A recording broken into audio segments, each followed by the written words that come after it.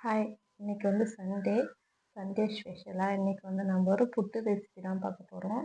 இந்த புட்டு வந்து நம்ம எப்படி செய்யணும்னா, ரவைய வச்சு பண்ண போறோம். ரவையும் பீட்ரூட்டும் சேர்த்து பண்ண போறோம்.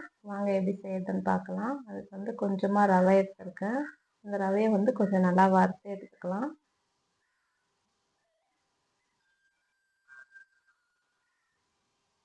ரவை நல்லா வறுத்ததுக்கப்புறம் அதுலேருந்து கொஞ்சமாக எடுத்துக்கிறேன். கொஞ்சம் ரவை மட்டும் எடுத்து அதில் தேவையான அளவு புட்டுக்கு தேவையான அளவு உப்பு சேர்த்துக்கலாம்.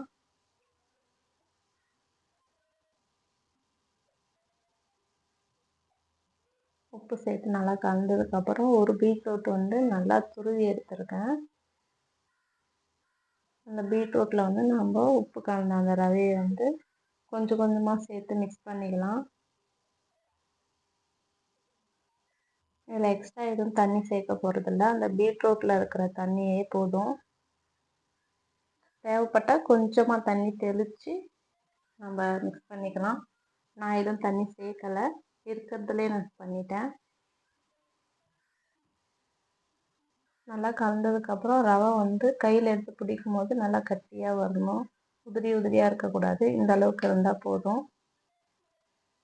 வந்து ரவையை வச்சு நம்ம புட்டு செய்ய ஸ்டார்ட் பண்ணிடலாம். அதுக்கு வந்து நான் அரை மூடி தேங்காய் வந்து துருவி எடுத்துருக்கேன். ஃபஸ்ட்டு வந்து நம்ம துருவின தேங்காயை வந்து சேர்த்துக்கலாம். தேங்காய் போட்டுட்டு அதுக்கப்புறம் நம்ம பீட்ரூட் கலந்து வச்சு வந்து அந்த ரவையை வந்து சேர்த்துக்கலாம். அது ஒரு ஆஃப் ஃபில் பண்ணிவிட்டு திரும்ப கொஞ்சம் தேங்காய் துருவல், திரும்ப வந்து ரவை, திரும்ப தேங்காய் துருவல் அது மாதிரி போட்டு ஃபில் பண்ணி எடுத்துக்கலாம். அன்றைக்கி வந்து இது குக்கரில் மேலே அந்த விசிலில் வச்சு தான் வேக வைக்க போகிறேன். இதை வந்து இட்லி பாத்திரத்துலேயும் செய்யலாம். துணி போட்டு வேக வச்சு எடுக்கலாம். அது மாதிரி பண்ணாலும் நல்லாயிருக்கும். இது வந்து ஒரு 10லேருந்து 15 நிமிஷம் வரை வேக வச்சு எடுக்கணும்.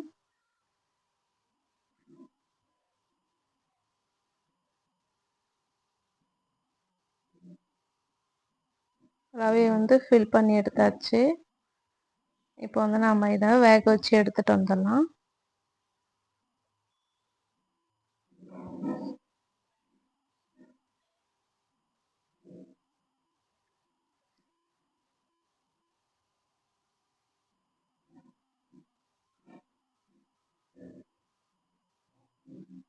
இந்த ரவை புட்டு வந்து நல்லா வெந்துருச்சு. வந்து பீட்ரூட் ரவா புட்டு வந்து எப்படி வந்திருக்குன்னு பார்க்கலாம்.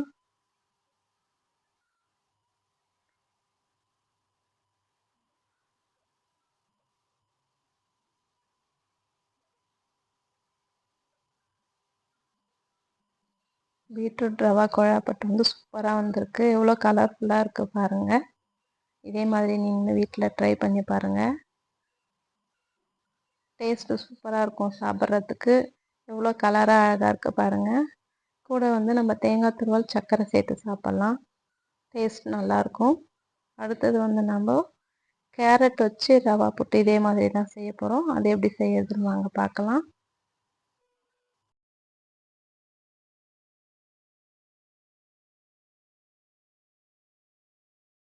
கேரட் ரவா குழாப்புட்டு செய்யறதுக்கு வந்து ஒரு 3 கேரட் வந்து நல்லா துருவி எடுத்துருக்கேன்.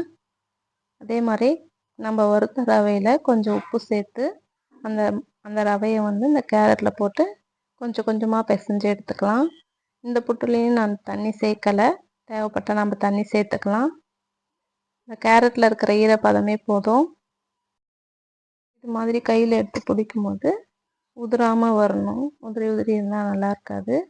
இந்த பதம் போதும். இப்போ வந்து நம்ம ரவா புட்டு செய்ய ஸ்டார்ட் பண்ணிடலாம். பீட்ரூட் புட்டு செஞ்ச மாதிரி தான் இதுவும். தேங்காய் துருவல் போட்டு திரும்ப கேரட் போட்டு திரும்ப தேங்காய் துருவல் போட்டு அதே மாதிரி ஆவியில் வேக வச்சு எடுத்துகிட்டு வந்துடலாம்.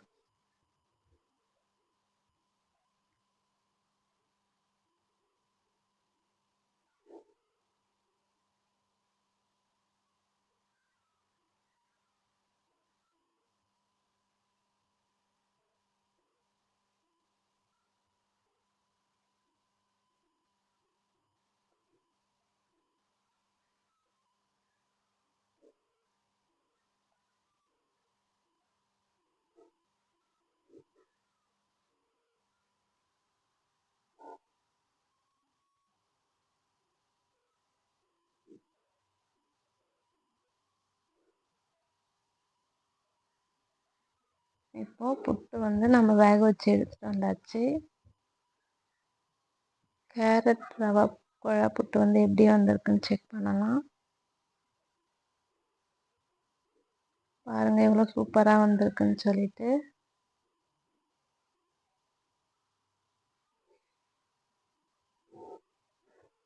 பீட்ரூட் ரவா புட்டு, கேரட் ரவா புட்டு நீங்களும் வீட்டில் ட்ரை பண்ணி பாருங்கள். ட்ரை பண்ணி பார்த்துட்டு எப்படி இருந்துச்சுன்னு கமெண்ட்டில் சொல்லுங்கள்.